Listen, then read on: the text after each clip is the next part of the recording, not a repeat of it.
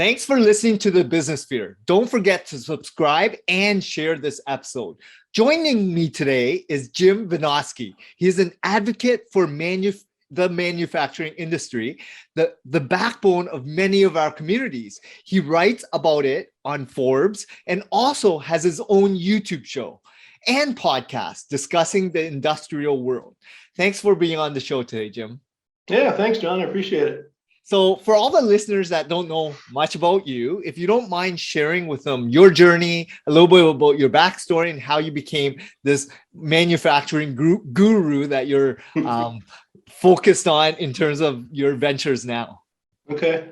Yeah, well, so if I go all the way back to my childhood, the thing that actually got me into manufacturing is I've been a lifelong bicyclist. And when I got, to the end of high school and was thinking about what I wanted to do in college and for a career, mechanical engineering was a great fit, both from what I excelled in my studies and my personal interests. So that's what I went to school for. Came out of college as a mechanical engineer, and I went to work in industry right from the get-go. I started in chemicals, making PVC plastic for my first job. Went through paints and coatings, food ingredients, and then finally food proper. Spent about half my career with General Mills. Spent a little time making bourbon, and then ran a couple dairy operations. Now I have my own company, Cosgrove Content, that is focused on writing for manufacturers, and that came about because of my Forbes work. So I got tapped about 4 years ago to become a contributor for Forbes. Had always been a writer myself, but more for business and stuff. Never really too heavy on publishing. Had a few things published here and there, but had that opportunity come up, and it's just been an absolute blessing. And between my own 3+ decades in the manufacturing world and now going on 4 years of talking to people all over the manufacturing environment, it's just been just a real joy learning about all the really cool stuff we do in this world. Amazing. I mean, this is interesting because a lot of mechanical engineers are, there's so many different industries when you get that degree.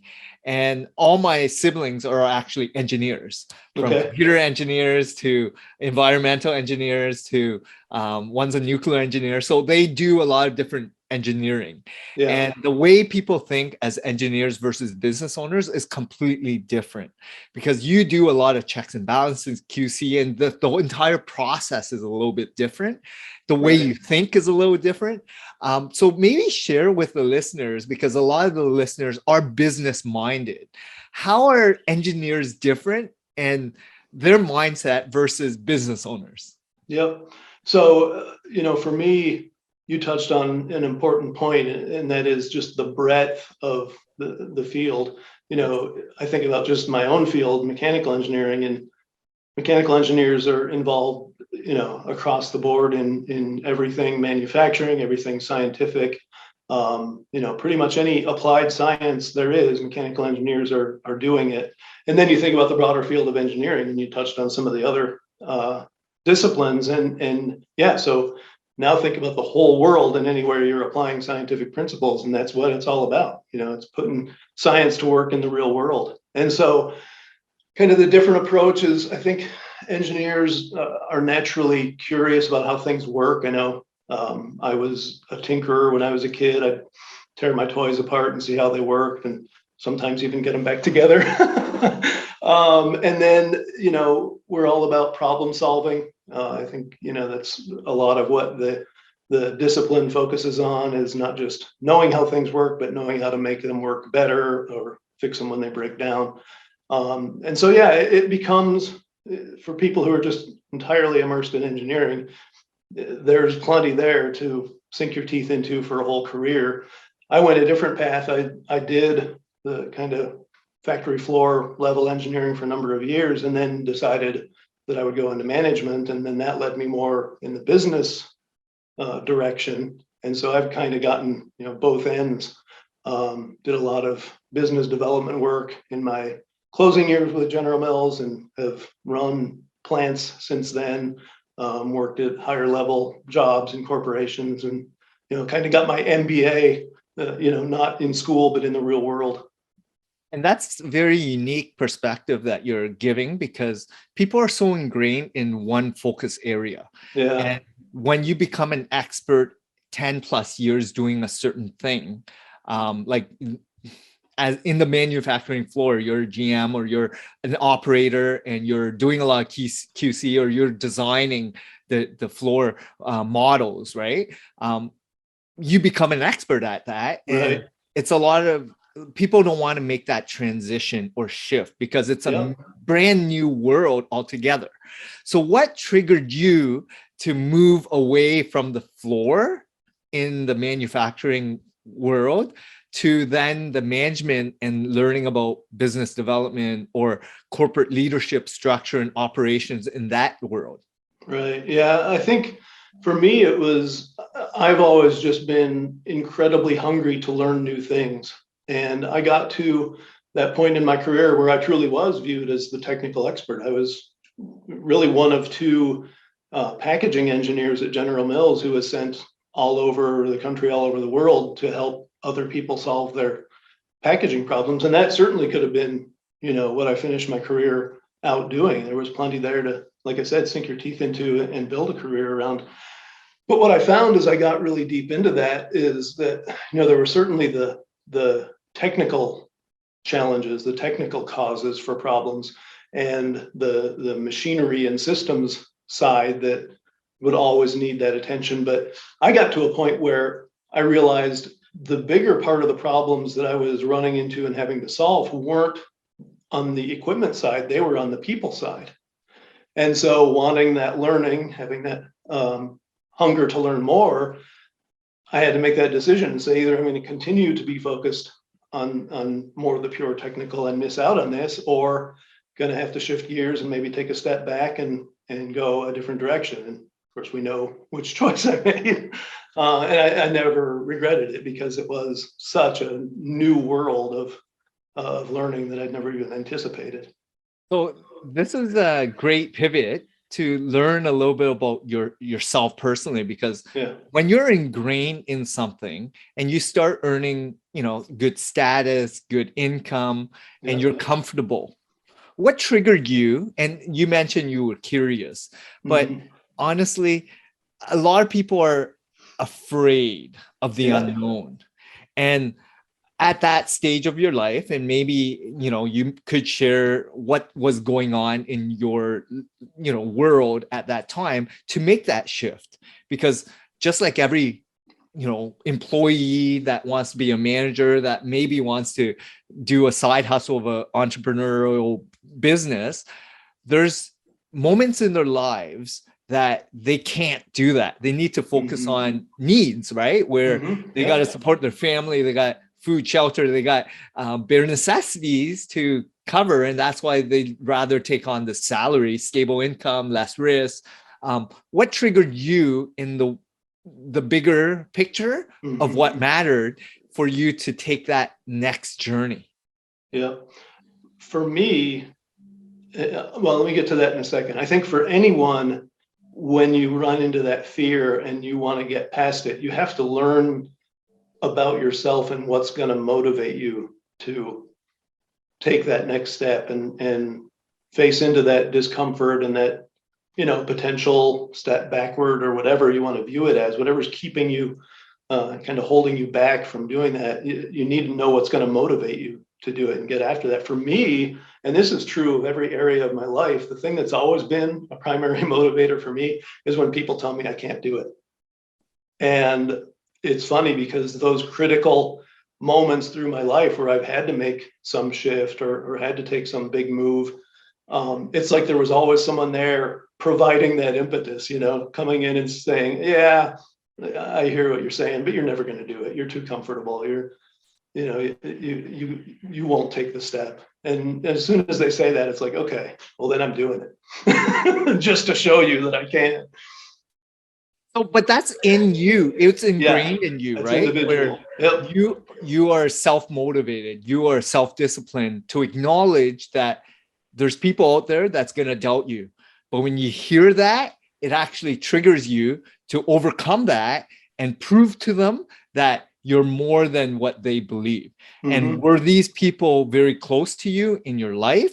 Were they other colleagues, managers, peers, close ties? Because Yep. those are the people that really impact your life, right? To Right. make you want to prove to them something versus just an acquaintance. Yeah. And it was a mix. Sometimes it was people who weren't necessarily directly involved in the work I was doing, but were very close to me and, felt like they knew me very well and wanted to say, no, you're not going to be able to do this for some reason or other. Other times it was someone who was up the ladder from me who was saying, you know what, you just don't have what it takes. Yeah, well, I'll show you. I have more than what it takes. So yeah, I think it's part of that learning process of knowing yourself, and that's what it was for me. For someone else, it could be something totally different. But you got to have something that's going to get you to kind of gird your loins and say, you know what, I'm going to take the leap, whether it's painful or uncomfortable or whatever. And were there people along your journey that you can think of that really helped you Oh to yeah. have that kind of mindset, to be more determined, to be more goal oriented, to prove people wrong? Yeah, I think that's the flip side of it is there have always been those people who knew me even better than the naysayers and who were the supporters and people who are saying, you know what, if you put your mind to this, you can absolutely do it. I remember one person in particular just saying, you know what, from what I know of you, it doesn't matter what you decide you're going to do, you're going to succeed at it because there's no way you're going to stop until you do. And so, having that kind of backing and that when you're doubting yourself, that other person or other people who are in your corner and helping push you along is critical too. Absolutely. That's amazing to have that whole different perspectives, right? Because Yeah. people are gonna throw things at you and Yep. you have to determine what to take in and utilize for your own good, right? Absolutely. So it's great to hear. And then during that next phase, which you jumped into the business world, right? Of Mhm. learning how things operate, and you were maybe not doing the stuff on the floor anymore. You were learning about leadership and relationships and communication and how to motivate others, because it's a different way of running, going to work, really. Yeah. What did Right. you learn? What were some of the hardest things that you had to adapt to and change in terms of perspectives on that next career move of yours?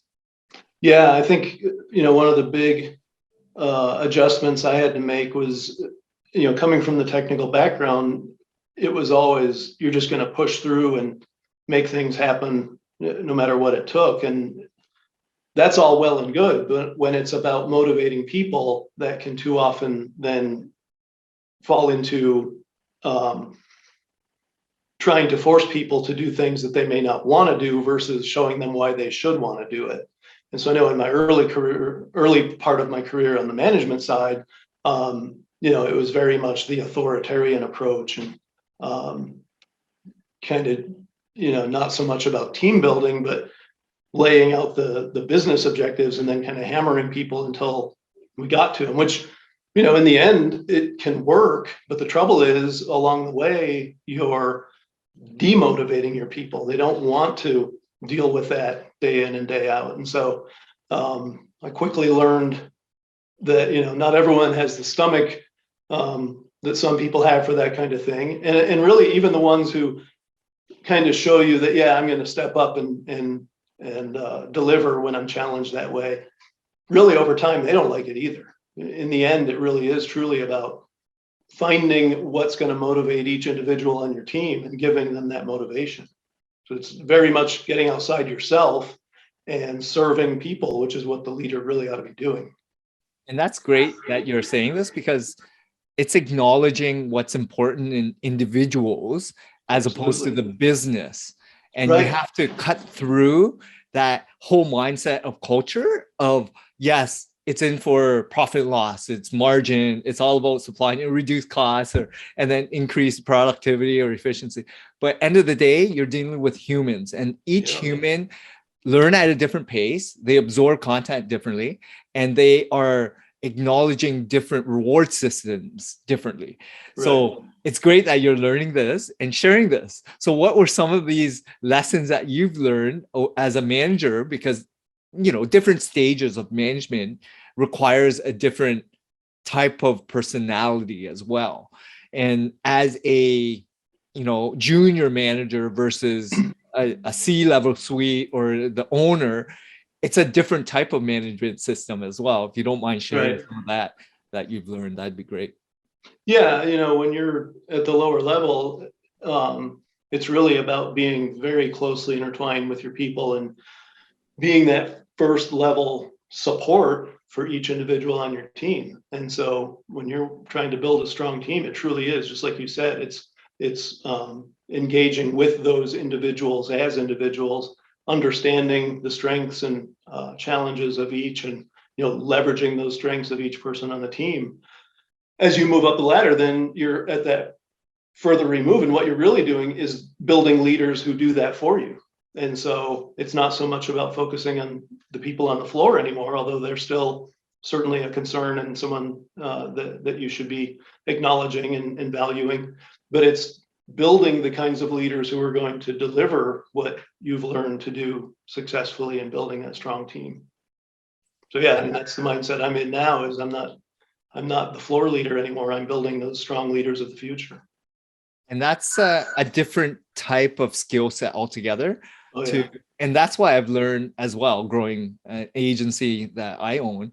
I no longer am doing the one-on-one meetings. I'm really to harvest my managers to teach them, or, learn from them, their gaps, their strengths, their weaknesses, but really to teach them how to delegate accordingly.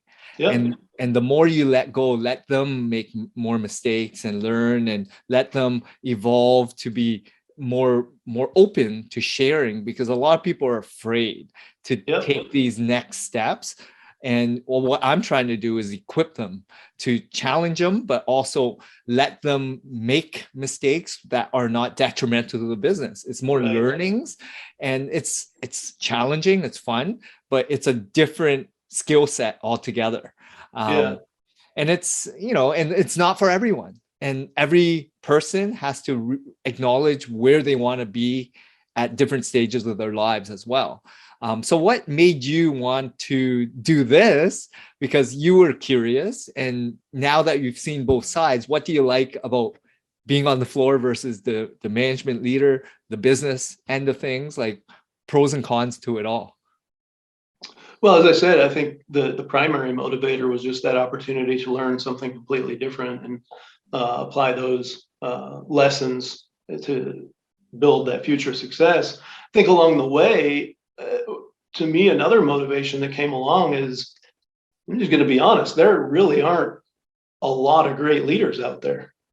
There's a lot of people who do what I did early on, and they think they have to hammer everyone. A lot of people who don't value the individuals, who don't praise people, who don't help others get past their fears and understand, they're not always going to be 100%, and give them leeway to ebb and flow, as we humans always do. Another piece of it that I've learned along the way is it also flows both directions. You're educating the people who are lower on the ladder than you are, but you also have to be educating the people above you, because they have the same challenges.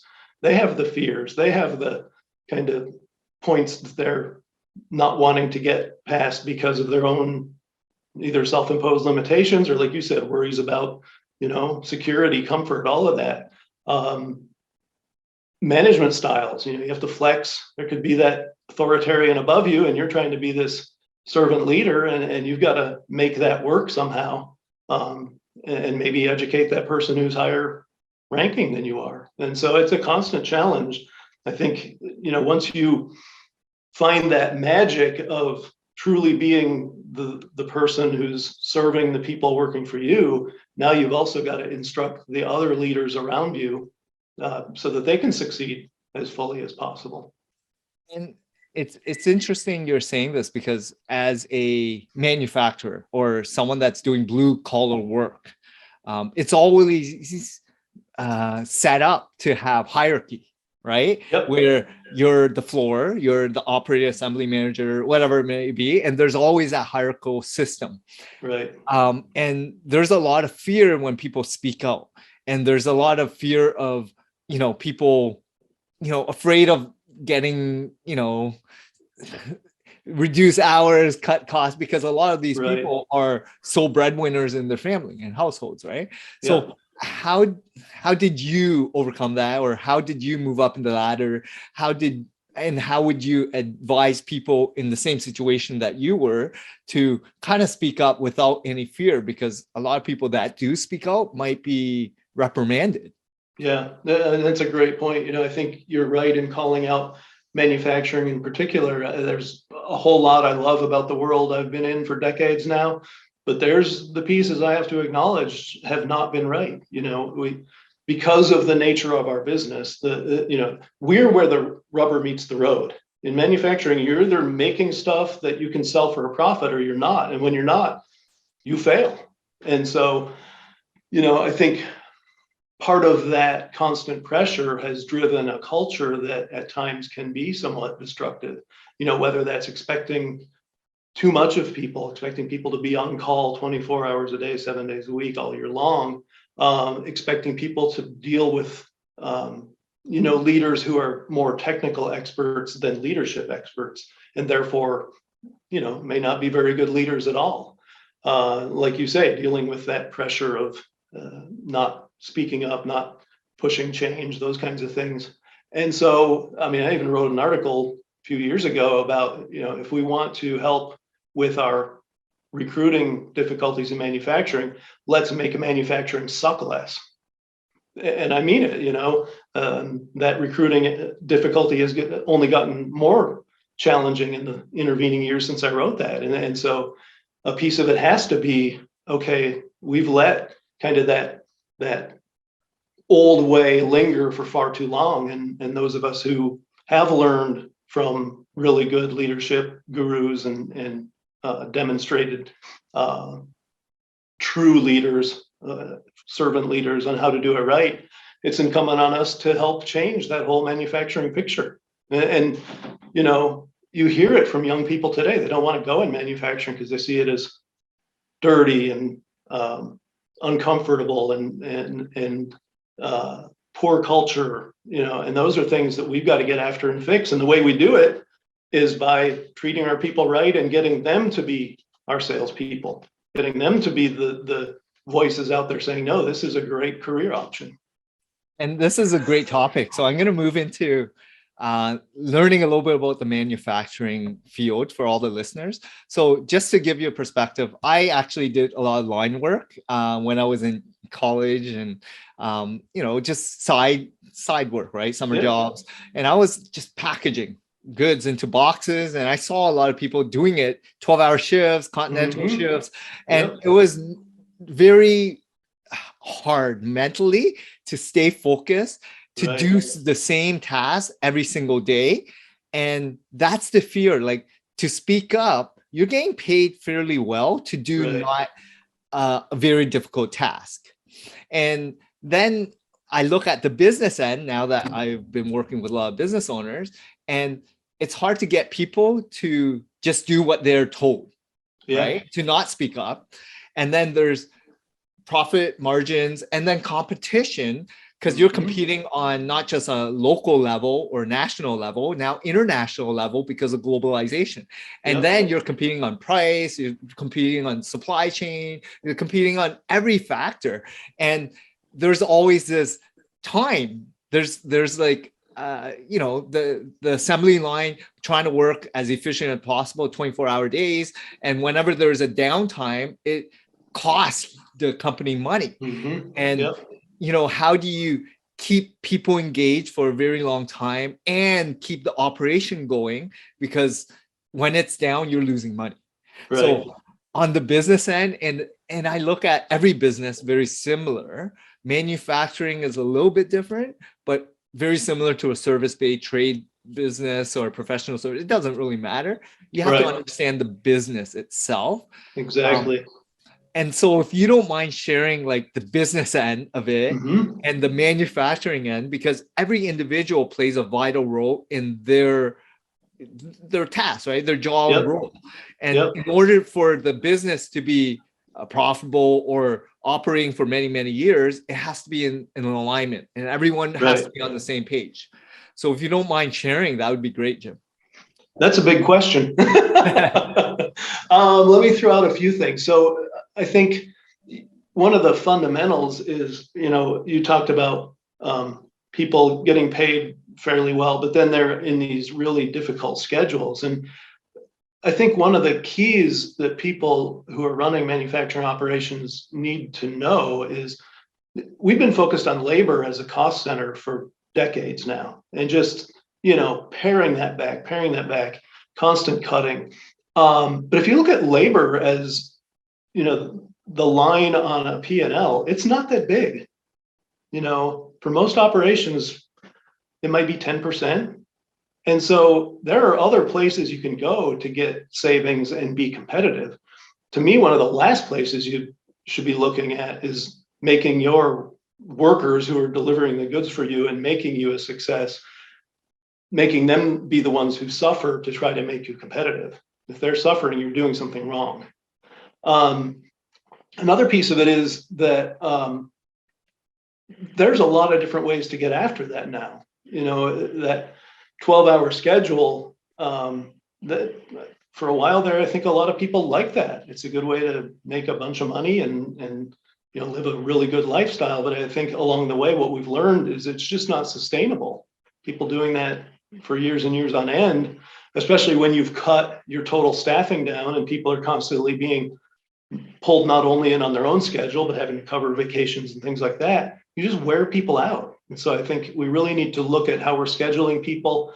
I know a lot of companies now are instituting ways for flex workers to come in and help round out their staffing, whether that's people who maybe were working full-time in manufacturing, could have had kids or decided it wasn't what they wanted to do for a full-time job, but will come in and work part-time schedules. Retirees, another great example.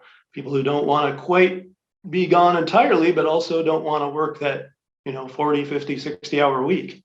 And so to me, one of the keys is we've really got to look at people not as a cost center, but as that resource who are fundamental in delivering the goods for us.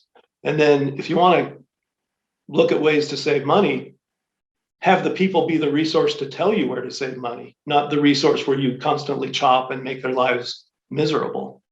The experts, I've always said, are the ones who are closest to where the work happens. So the folks who are running your machines know a lot more about those machines than anyone who has the engineer title that I have, and certainly a lot more than, managers and executives as you go up the line who aren't on the floor every single day. So tap into them and find those places where money's being squandered. That's where your competitiveness is. And that's a really good point, because certain areas in the world, they're known for quality work. Yep. And you look at Japan or Germany and certain Absolutely countries, and what do they invest their money on? It's the experts frontline, the people that have been doing the same work, that are passionate, that devote all their time, energy to be the best operators or doing whatever that task and labor. And they do it passionately. They wake up, they do it. And I look at like Japan, for instance, and they're the most Michelin star restaurants in the world, right? It's because the art of food, the art that they actually put in that time, devotion to practice things for 20, 30 years, that same task. And that's why the output of whatever equipment, whatever, product that they're selling, it seems to be always top notch, and people don't mind paying for that because they know people are willing to put in all their hard work to make sure there's no flaws. Absolutely. Yeah. And you hit on a key point. People are willing to pay for quality. And so much of what we've sent overseas, we're making products with the same name, but they're not the same quality. And I think about some of the kind of standout American manufacturers, and that's what they hang their hat on, is their extreme high quality, and they have got what you were talking about that the Japanese have around really valuing that expert, that craftsman who has been doing this forever and knows the ins and outs of it and can make a quality product day in, day out. That to me is what sets you apart from all the junk that's being produced out there. And if you're manufacturing, there's a lot of different industries like aerospace or anything big, medical. I mean, you need top-notch people, knowledge, brain experts, right? But then if you're manufacturing widgets where you're competing on price, right? And that's a whole manufacturing space altogether. And there's so many different types of products out there in the world, right? And it's consumables. Anyone can just do it, and it's all cost, versus higher margin, maybe higher quality, and it takes a little bit longer, scarcity, whatever it may be. You have to understand as a business, where do you want to play, right? Because you can't compete on price and quality and be the best at both, right? You need to know where your battles are. But you touched on a really critical point, and that is like widget makers. And it used to be that widget makers had to rely on manual labor and therefore had some really rotten jobs, whether they're dull or dangerous or dirty. That's not the case anymore. If you're a widget maker and you're still having people doing manual labor, you're crazy. That's where automation comes in. And that's where the line on automation is so wrong about how, this automation is going to cost us all our good jobs. No, it's costing us all our bad jobs. And so if you're a widget maker, you still need experts. They're just not the people on the floor who are making stuff, because machines should be doing that. Your experts are the ones who are designing those machines, building those machines, programming those machines, setting those machines up to make you thousands of widgets a day that are cost competitive and are high quality. And this is a good point, because understanding, acknowledging where you want to play, right? Automation, mechanically, you can buy equipment to automate and reduce labor to be more efficient, productive, and reduce costs, right? So then you can get skilled laborers to do a lot more R&D or do these people, whatever it is, QC or whatever it is. So understanding. I think what a lot of people find is when they finally take that step and move toward the automation, the people who have been doing the work are the ones who can run that automation best. And so you wind up elevating your own people and giving them a better job, better pay, better environment, and they're still your experts. Because they know it better than anyone else, because they were front line for many, many years. So it's equipping people, educating people, and letting them in on what the future is, right? With North American manufacturing, which, a lot of people always look at the automotive industry as one of these huge manufacturing industries where it's competitive, but it's, why are some of these nations always producing better stuff? What are they doing differently? And I think it's a cultural thing. I think it's like, it's dictated by the top, and, it's run by who's making the most money, it's like every industry, right? It's like, how do you equip the people doing the work with ingraining them, harvesting the skill set so that everyone's kind of equal, to have an equal say? Because these people doing the line work cannot even, speak to the upper management business people, because they have no pull to actually make change. And that's crazy. I love, it's part of the Toyota way, is that any worker in any factory can stop the process, whether it's a quality problem or a safety problem, something that they see that isn't right. They're empowered to stop the process until that's fixed. And that ought to be the way at every factory in the world. So it's great topics. Where do you see this going? Like, how is North American manufacturing? And like, where do you see this in North America in the next 5, 10, 20 years? Like, are we advancing? Are we moving, like bringing back more jobs and opportunities? Are we trying to remove that globalization to bring back more manufacturing here. Yep. Since you're frontline, like you see it firsthand. Yeah, we're at an inflection point, and you know, I'm optimistic that we can grab the opportunity. I'm not 100% convinced we have it yet. You're seeing lots of positive reactions to the breakdowns we've had. You know, COVID, if there's a silver lining to it, it was that it showed our management processes where we've designed systems, supply chain systems that are only working well when things work well, was really wrong-headed. If you don't have risk management worked into your systems, then you deserve what you get, because now you've had the lesson. And so that's driving a lot of this talk of reshoring. It's driving a lot of the automation, the Industry 4.0 stuff. I think the risk is that it becomes that negative side where it's just about replacing people and just about trying to make things cheaper, rather than really getting after the fundamental problems that you and I have just talked about. Where I think there's a lot of opportunity, though, is you think about, there's this huge push, for example, for electrification, and that's great. I mean, I toured an EV plant just a couple of weeks ago that is just unbelievable. And so the technology that's driving that is fantastic, but we're not thinking big picture. You know, how are we going to get the materials to support the amount of electrification just of vehicles alone that we're talking about? Well, we don't currently have it in our country at all. If we continue to let people block mining in the US, we're not getting there. And so we're going to have to start tackling some of these longstanding questions about how do we become more independent for our resources? How do we power things while we go after this transition? It can't be about just yanking the rug under fossil fuels and thinking electrification is going to magically be there. And so hopefully there are people who are going to step up and really have that big picture look. But in the meantime, those of us in individual companies have to take the big picture look for ourselves and be thinking about what are the things that we're blind to, or you know, in the past have assumed that we shouldn't be assuming or being blind to anymore, and how do we get after that?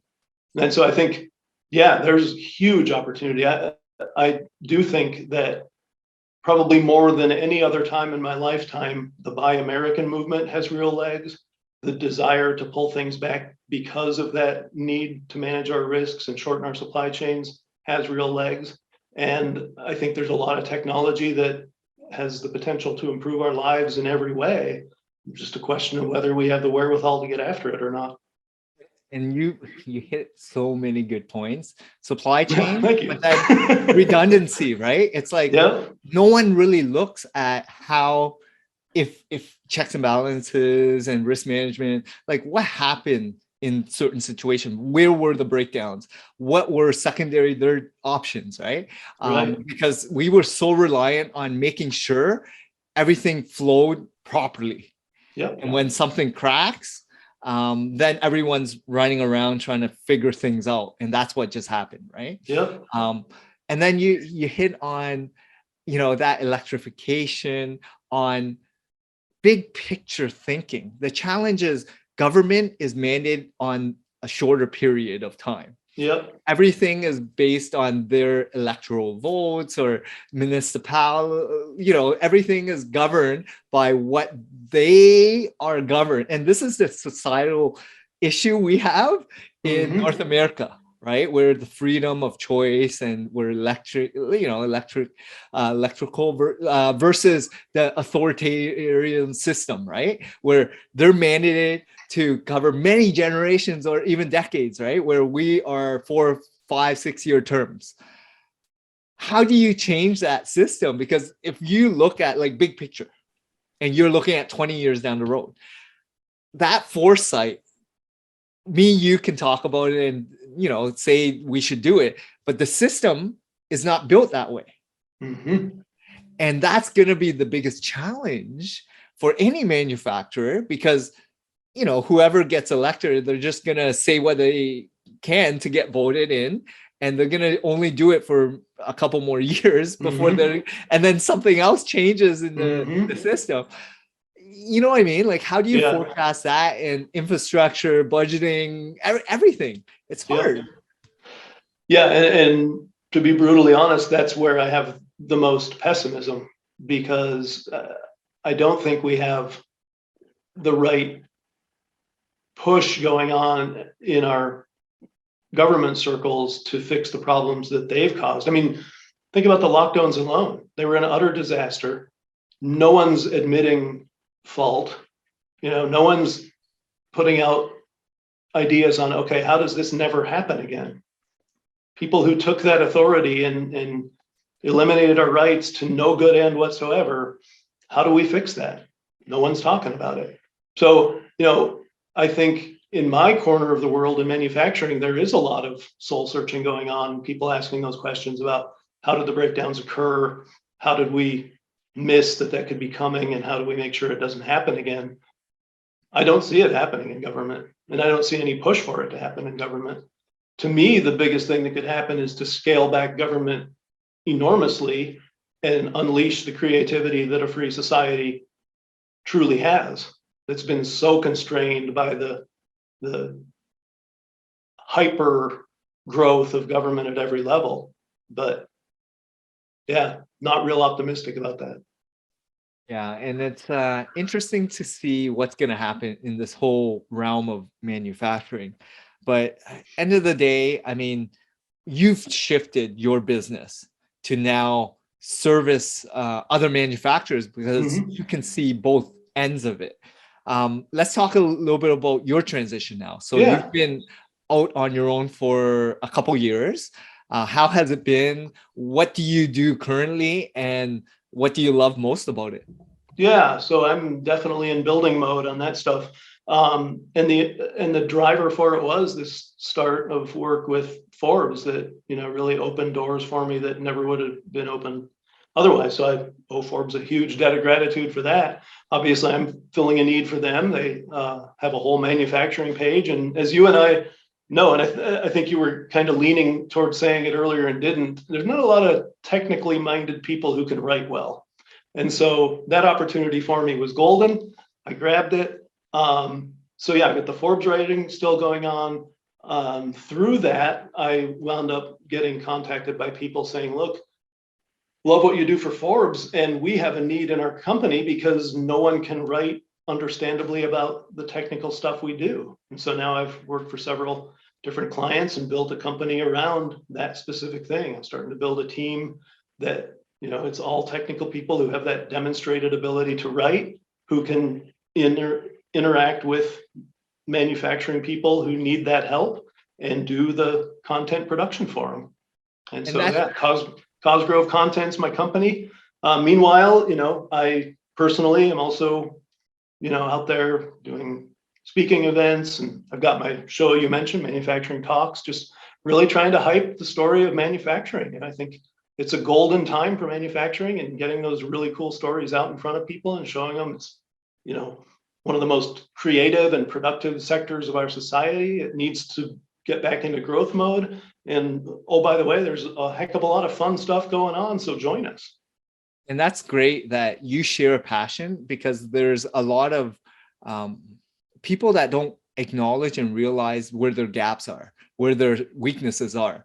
Because running an operation, a manufacturing plant, or being a leader, a business owner, it's challenging, right? And then this piece that you're kind of working and building, which is trying to support these manufacturers with technical expertise or written content or whatever kind of content that you're providing to reach out to their prospect base or educate their prospects, right? Exactly. To make a dent in that, because that's not their skill set, that's not their expertise. So acknowledging that and creating a business outside of that, and so then your niche into that field, because not a lot of people know manufacturing and are good writers. So you can support and help more of those people that acknowledge where their weaknesses are. So I love that. Yeah, absolutely. So I know you mentioned you have a YouTube, you have a podcast, and it's more about like content creation for you now, right? Like Yep. making sure that it's awareness, letting people know. And how has business been? And are you enjoying it? Like this is your third, I guess, journey, right? From your career. Right. So how is this third one versus the other two?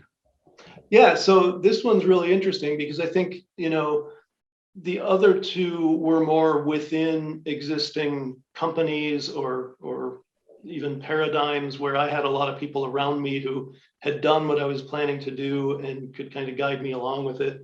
You know, not the naysayers who were saying I couldn't do it, but the ones who were on the other side of that saying, yeah, here's how you do it and you can definitely make it happen.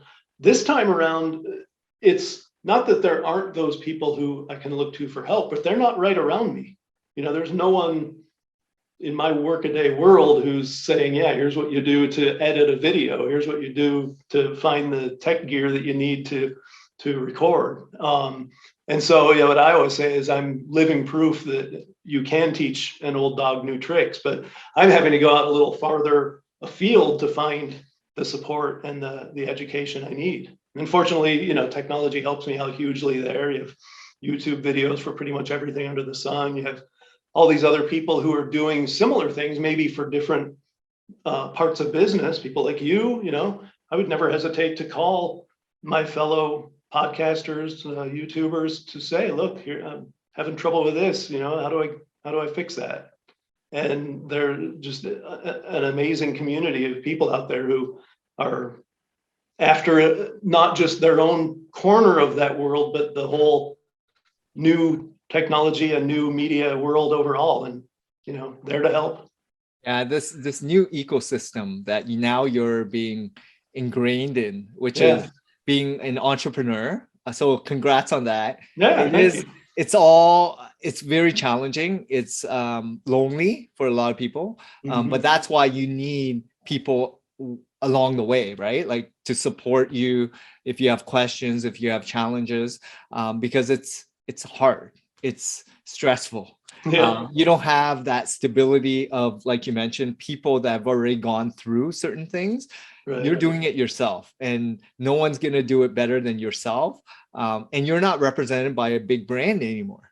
Right. And therefore you have to create your own. And that's the biggest challenge, but it's also the most rewarding because you get a lot more flexibility. Yeah. And as long as you're having fun, that's what it's all about. So, Jim, thanks a lot. What's the best way people can reach out to you? And if they do have any questions, check you out. Yeah, so I've got jimvinoski.com is my main website, and I've got cosgrovecontent.com as my business website. Manufacturing Talks is my YouTube channel, and definitely connect with me on LinkedIn. I'm super, super active on there, and I've met so many absolutely wonderful people there. So yeah, look me up in any of those places. Amazing. Well, I want to thank you for all the valuable insights. We had a great conversation because this is something of interest to me, because not only do I service a lot of manufacturers, B2B companies, but for someone that actually understands the business end of things and be on the shop doing the work, it's something that not a lot of people actually understand. So I wanted to thank you for your time and your expertise that you're sharing on the show today. Absolutely. Thank you, John. It was a lot of fun. Thank you.